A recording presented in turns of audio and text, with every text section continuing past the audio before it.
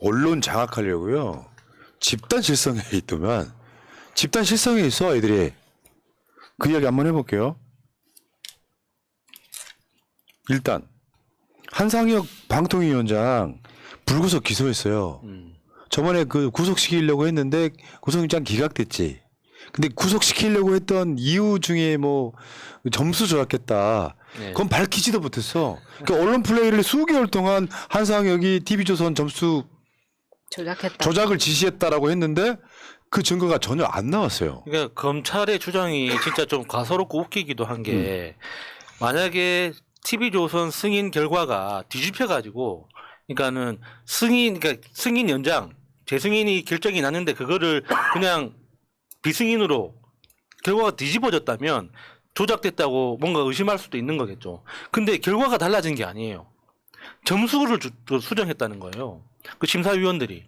그러니까 심사위원들한테 물어보면 다 처음에 첫 번째 점수 평가할 때는 연필로 한다고 합니다. 그래서 나머지 기관들이 그 방송사가 많잖아요. 그래서 형평성을 맞추기 위해서 연필로 쓴 거를 다시 그 지우고 수정을 한다고 하는 게 일상적이래요, 그게. 근데 그 자체를 범죄라고 지금 검찰은 몰아가는 겁니다. 그런 어떤 연필로 쓰고 수정하는 걸 위원장이 용인했기 때문에 그건 일종의 조작이다라고 보는 거죠. 그게 상식적으로 말이 됩니까, 그게?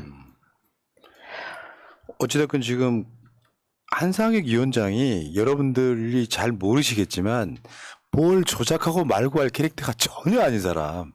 그냥 무색무취하면서도 자기 나름대로 꿋꿋하게 고집스럽게 원칙 지키는 사람이지. 야, TV조선 꼴 보기 싫으니까 점수 조작해. 그러니까 그걸로 검찰이 언론 플레이를 했지만 결국에는 이 흐름은 방통위원장을 빨리 끌어내리고 싶은 윤석열의 욕구가 작동한 수사였는데 결국 점수 조작 사건 밝히지도 못했고 그러다 보니까 언론인들이 지금 그 한상혁 위원장을 구속시키는 거에 대한 반대 성명도 엄청 내고요. 뭐 이런 상황이었던 거고요. 지금 여기 보시면은 2020년 3월 16일 날부터 있었던 TV조선 재승인 심사 진행을 이게 방통위원장을 몰아낼 목적으로 윤석열 검찰이 어마어마하게 선동했지만 그냥 아무것도 아닌 사건이 돼버린 거고요. 그러면 이제 일단 그 한상혁 위원장을 불구속 기소했잖아요. 여기서 이제 윤석열 정권이 어떻게 할 거냐. 결국에는 직무정지를 시킨다. 스스로 안 물러나니까. 아니 근데 임기가 7월인가까지밖에 아닌데 진짜 너무하는 거 아닙니까? 그러니까 직무정지를 이렇게까지. 시킨다. 네. 그 다음에 직무정지를 시키면 윤석열이 그랬었잖아요. 직무정지 시키니까 집행정지 가처분 신청을 걸었잖아요.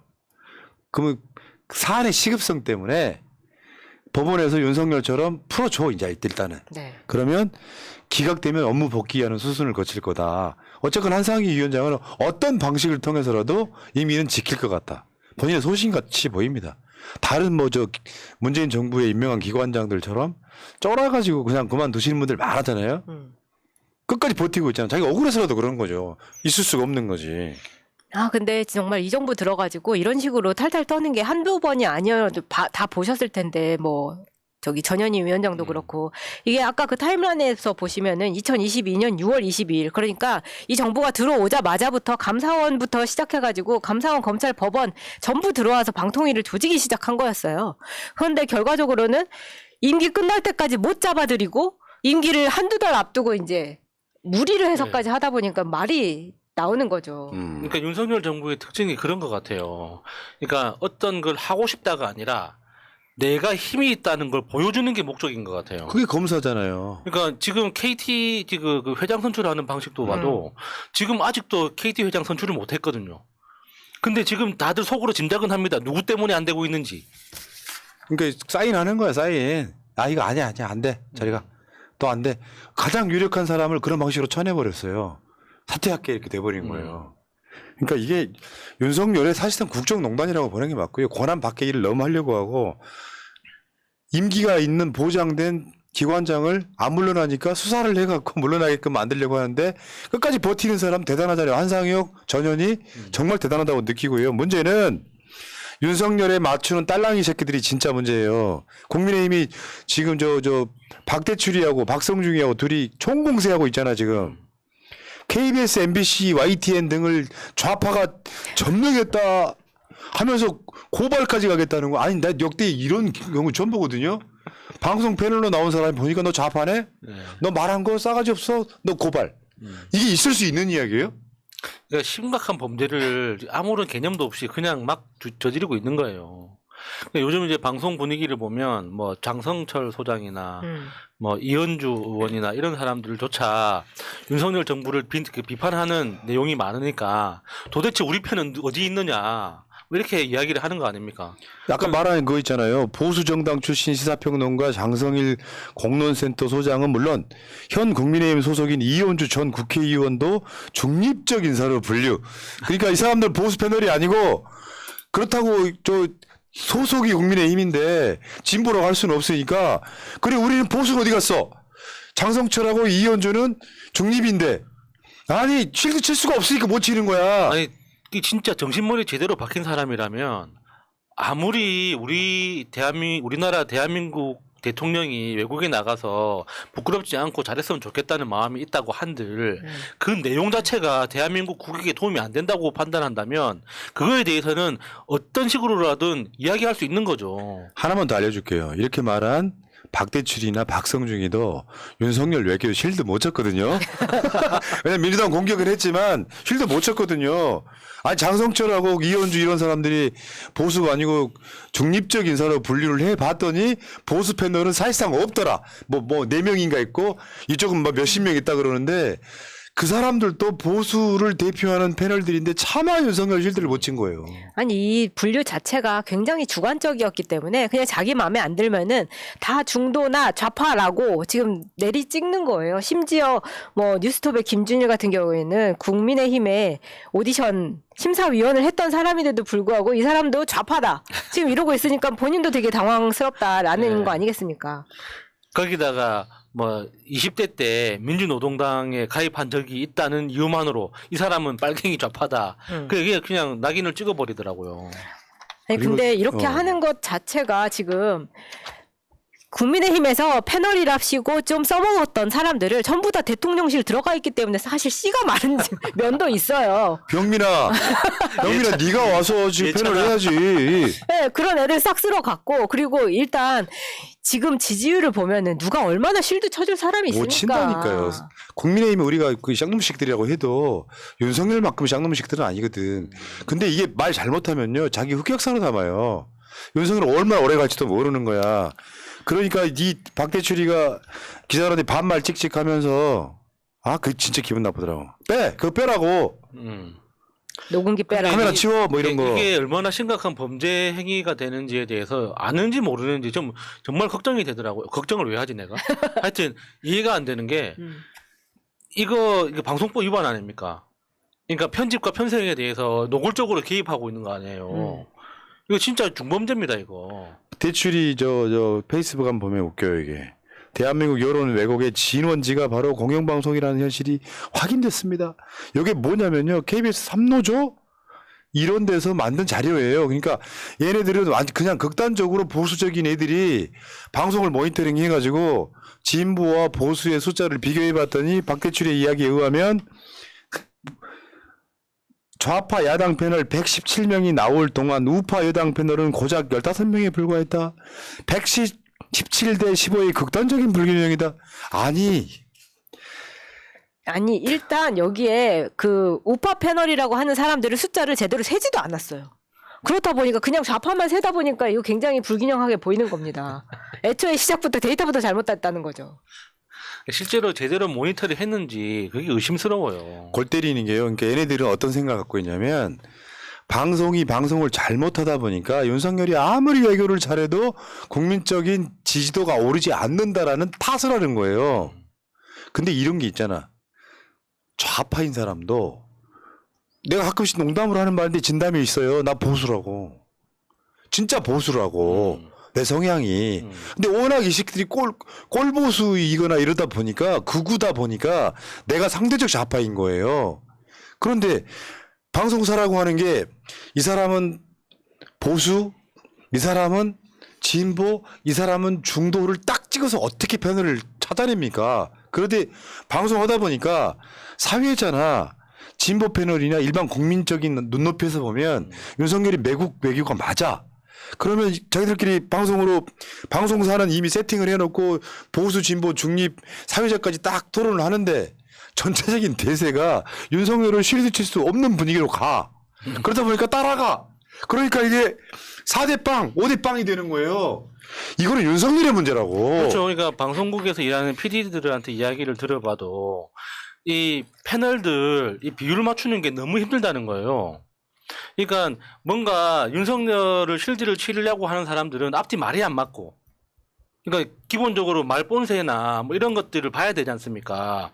그리고 서로 이제 그 토론을 주고받으면 서로 이제 맞받아치는 말 자체가 문장이 돼야 되는데 문장이 안 되는 사람들이 나서서 윤석열을 실드 치겠다고 덤비니까 PD들이 그걸 받아줄 수가 없다는 거예요. 그리고 섭외를 하고 싶은 우파 쪽 패널들은 웬만하면 요즘 실드 치기가 너무 힘들기 때문에 출연을 고사한다는 거예요, 계속. 그러니까 너무 패널 선정하기가 맞아요. 힘들다는 겁니다. 부끄러워서 그런 거고. 뉴스공장을 빼면은 진보 좌파 빨갱이가 운영하는 지상파 방송 프로그램이 없어질 줄 알았지. 최근에 우리랑 경쟁 프로잖아요. 같은 시간대 6시부터는. 신장식이 청취율 1위예요. 그러니까 김어준 빼면 다른 김어준이 나타나는 거야. 네, 네. 그리고 우리 같은 사람들은 굳이 뭐 라디오 안 듣고 이제 국민 유튜브를 보죠. 새날.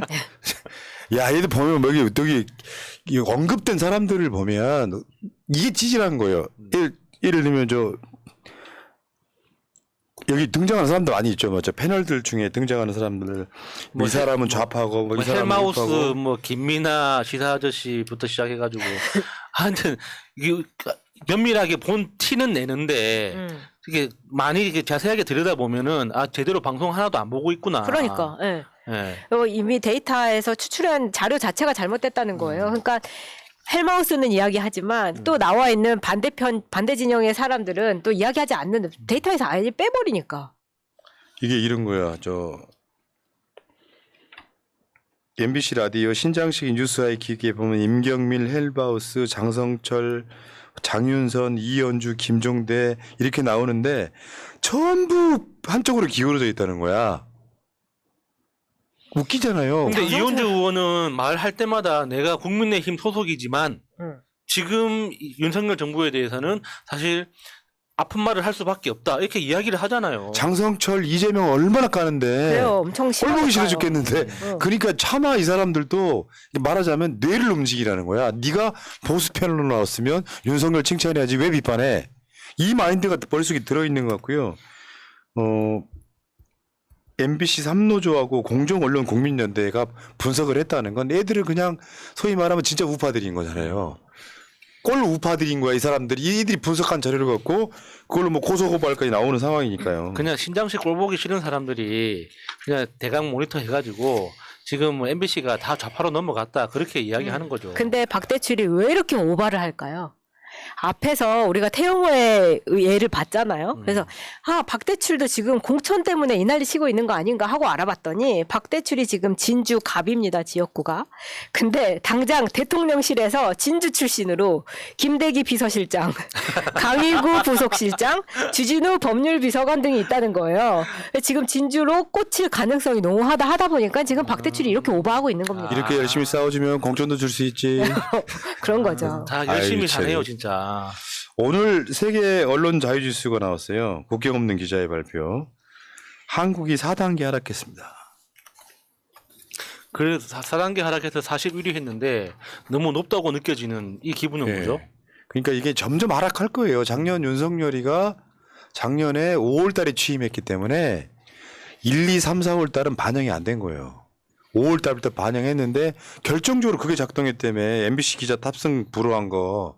그러면 내년 올곧게 윤석열이 직을 유지한다면 내년에는 순위가 박근혜 때만큼 떨어질 가능성이 되게 높아요. 아니 근데 이번 정권처럼 자유를 외친 정부가 없는데 어떻게 언론 자유는 더 떨어질 수가 있습니까? 윤석열의 자유. 언론의 자유는 뭔 개뿔이야.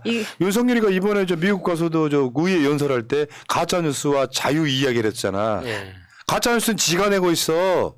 노조 탄압하면서 아까 말씀드린 것처럼 고용 세습 이야기하고 있고 중국이 북한을 핵을 억제를 안 해주니까 지가 중국 때렸다는 인과관계가 틀린 거짓말하고 있고 그 가짜뉴스를 지가 내고 있으면서 언론 자유 이야기를 하면 됩니까? 저게 지금 세계의 지수잖아요. 그러다 보니까 우리가 40몇 위를 하고 있는 거지. 아시아만 따로 뽑으면 우리 거의 탑 수준이었거든요. 사실 방종이라고 할 만큼의 자유를 가지고 있었던 아시아 언론이었으니까. 1위였어요. 아시아 1위. 문재인 그러니까. 정부 때. 네. 자, 70위까지 한번 떨어지는 게 내년 저는 예상 한번 해보고요. 그 전에 끌어내렸으면 더 훨씬 좋겠습니다. 저 미친 새끼 진짜. 자, 개신교 목사님들이 시국 선언을 했어요. 합니다. 1000명, 무려 1000명. 내가 그 갈궜던 보람이 있어요. 목사님들 뭐 하냐? 했더니 뭐 목사님들이 1000명. 네. 근데 제 안타까운 건 저 목회자 시국 선언에 참여한 대부분의 목사님들이 운영하는 교회는 가난하다는 거. 그러니까 진짜 목회자일 예. 가능성이 굉장히 많은 분들이 솔직히 뭐 대형 교회 목사들이 목사인가요? 사업자시지. 우리 저 정광훈 사장님 이런 분들 있잖아요. 정명석 사장님 이런 분들이지 뭐 회장님 이런 거지 뭐 회장님. 그 통신 사업도 계열사로 하시고 그렇죠. 별정통신 사업도 하시고 그렇지 그런 분들은 목사가 아니고 알뜰폰인데 KT보다 비싸. 천공 회장님 이런 분들이 있잖아요. 종교인들이 뭐 그런 거고 저런 분들은 진짜로 목사님. 예. 이거 뭐죠 스님 할 때 또 한 사람 스님이라고 한참 목사라고 하지 말고 저런 분들은 목사님 뭐 이런 거죠. 자 1000명입니다. 1000명 무지무지한 1000명. 그리고 지금 최근에 보니까 한국 외대도 그러니까 지금 서울의 수도권에 있는 웬만한 대학들은 지금 다 시국선언을 하고 있습니다. 그리고 장재원 그 일가가 운영한다는 부산의 동서대도 시국 선언을 했다고 합니다. 했어요? 아 이게 대단한 연기인데. 그걸 못 막았네. 장재원이. 알겠습니다. 여기까지 하시고요. 오늘 방송은 또 3시간 한번 달려봤고요. 자, 그 지난번에 홍보 드렸었던 바람 그 광주에서 하는 바람으로의 길 여행. 네. 그 커뮤니티에 지금 저희가 올려놨었는데 반응이 굉장히 좋았습니다. 그런데 이게 이제 광주에서 하는 공연이다 보니까 지역적 특성상 많은 분들이 오시지는 못하는데 저희가 또 역대급으로 그 표를 많이 협찬을 해주셨기 때문에 아직도 넉넉하게 오실 수가 있어요. 지금 보니까 우리 엄마가 뭐 수도회 분들 다 초청하고 했는데도 표가 많이 아직 있습니다. 신청 아직 안 하신 분들은 저희 새날 커뮤니티 오셔가지고 신청해 주시면 되겠습니다. 예. 김광석의 뮤지컬 바람으로의 여행입니다. 새날 커뮤니티에 링크 가셔갖고 전화번호만 남겨주시면 될 거예요. 성함하고. 네. 그렇게 되면은 이제 그 제작사에서 연락이 옵니다. 자, 언제 몇 시에 어떻게 오시라고. 자, 새날 방송은 여기서 마치고 이따가 8시 반에는 진짜 재밌는 방송이 여러분들이 기다리고 있어요. 진짜 재밌는 방송. 찌질함과 야비함 사이. 예. 자, 기대하시고요. 일단 시사방송은 여기서 물러갔다가 이따가 새날은 8시 반에 다시 뵙겠습니다. 자, 물러갈게요. 고맙습니다. 고맙습니다.